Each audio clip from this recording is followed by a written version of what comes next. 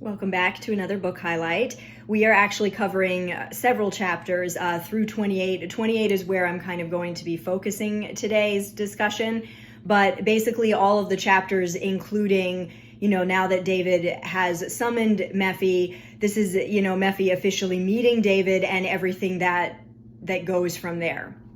So to catch up, in the previous video, we talked about David summoning Mephibosheth from Lo-debar, which means no pasture, and the name of the town means no pasture. And we talked about how in order to step into something new that God wants to give you, sometimes it means stepping out of your comfort zone. We don't always get all of the details right away. I mean, we think about Mary, being given the amazing privilege and honor to carry the Messiah, the Christ child, and yet that was an unprecedented thing, and it drew her into this life of just really having to walk this journey out with God and not really being given a roadmap for everything that she was supposed to do. And so we talked about how it's necessary to let go of what was. And sometimes we get complacent and comfortable with a level of what served us before, but it can cause mediocrity, stagnation, if we're not willing to move forward into the next level with God, even if it's out of our comfort zone. So now Mephibosheth has met David, and I loved writing this section because all of Mephi's, as the book says, all of Mephi's prior thoughts about David, all of his criticisms of David are dying a slow death the longer he is in David's presence. And David shocks everyone. Everyone is blindsided by the fact, they don't know why David has summoned Mephi, but everyone is blindsided by the fact that he elevates Mephibosheth. And he says, I want you to live in Saul's old house, Saul's old palace in Gibeah. I've built it up. You're going to eat at my table like one of my sons, and I'm going to give you back all of Saul's wealth and legacy that he would have given you if he had lived, that would have been yours.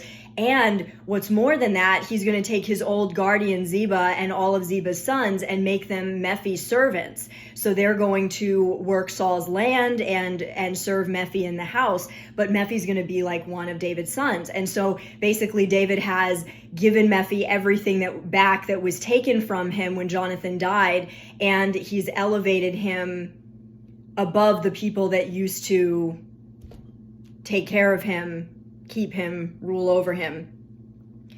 And in the next couple chapters, in chapter 28 specifically, Mephi is dealing with his own confusion about the dichotomy between what he's heard from sort of Saul's side and what he's seeing from David. And he really wants to know why David would do this.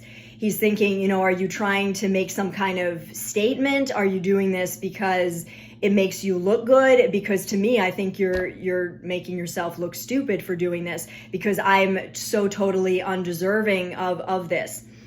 And I have the book here, and I just want to read something on page 397. David basically opens a wealth for Mephi. So not only does he hand him, Saul's physical wealth, but he gives him a glimpse into who his father was that is so special to Mephi, because now he's with someone that's not just parading assumptions and judgmental opinions about Saul's family, lumping them together as a collective failure, but he's actually someone that knew Jonathan, and he's building Mephi up with this history that he's had.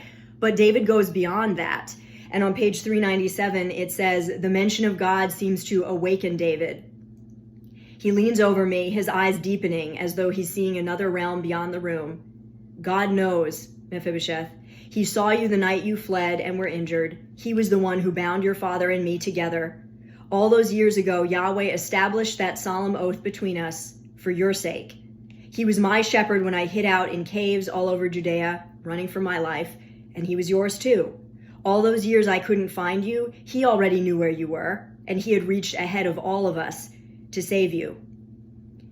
And this is what I want to talk about here with what Mephi's being called into. At the very end of the chapter, Mephi says, it's too much. I can't contain it all. I can't fathom it all.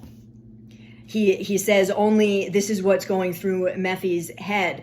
David knows our God, and for the first time, I feel certain Yahweh offered the same chance to Saul, which means he might be offering that same chance to me. This is on page 398. David is not just reciting these words. He somehow lived inside them. Yahweh's faithfulness is real to him because he's found safe pasture in it when he had nowhere to go. That's how he can offer it to me. That's why his words touch Israel's heart. That's why he was chosen.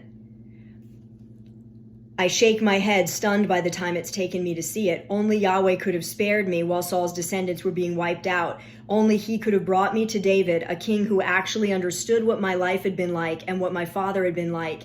Instead of letting me live out my life in obscurity, closed off from what I could have had, I've been brought here, given the chance to see Yahweh in the eyes of Israel's king, the king my father had helped build. And so for so many years, Mephi has been living in a sort of inner poverty where he's been believing the lies that have been fed to him by bitter people that are saying, you know, God is with David and you mean nothing. Like your family failed and that's it. They mean nothing. But David is inviting Mephi into the expansiveness of God's plan. And that is what I want to share with you through this chapter. And this is one of the bigger things that this book really shares with us. And it's on page 399. Don't be afraid to believe, just do it. Yahweh is bigger than any of us ever imagined. We're his dream, Mephi. You and me, Israel. But what we see here is just the beginning. So when God leads you into something, whatever he's leading you into, every step of the journey, there's always a bigger plan unfolding. It's never just about what's in front of you. And so even if you're in a situation like Mephi, where God is giving you something that is, you can sense is so much bigger than you, it's so beyond you, and it's so beautiful, but you're not even sure you understand it completely, or you're not even sure how to grasp it or how to even function within it, because it's so different from what you imagined for yourself. And it could be on a difficult level or it could be on a beautiful level. The thing to remember is that God's plan is so much bigger than just what's in front of us. We tend to think in tunnel vision, just in terms of what's in front of us, and we judge everything based on what we've decided we believe for ourselves. But God is inviting us into his vision. And in order to exist there, we've got to let go of a measure of our understanding and live in his faithfulness, live inside his word and his heart. He invites us into his heart where anything is possible. And we need to stop letting our own mindsets keep us fenced in. When we step into God's heart, we don't need to understand all the elements or dream something up or generate something by sheer will. When we're invited into God's plan, anything is possible, and he will direct our paths from there. He'll direct our steps.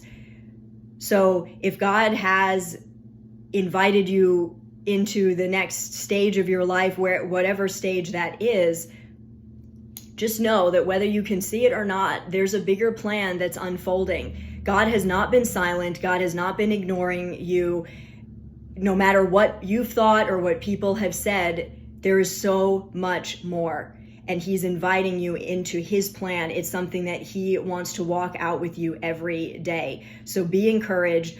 Whenever let your soul be expanded into something that you can't fathom. Don't be afraid of that. We're his dream. He's not an accessory. God is not an accessory who makes our dreams come true, because that's way too narrow. Think how narrow Joseph's idea of his dreams was in Genesis. He just figured, okay, everyone's just going to bow down to me. But how narrow was that compared to what God ended up doing, what God was planning to do with the whole known world? God was thinking, okay, you think your family, I'm thinking Israel's history, Israel's destiny, Egypt, the whole world. How about that? That's how God thinks. And it's not our job to see it in full or try to dream it up. Just believe.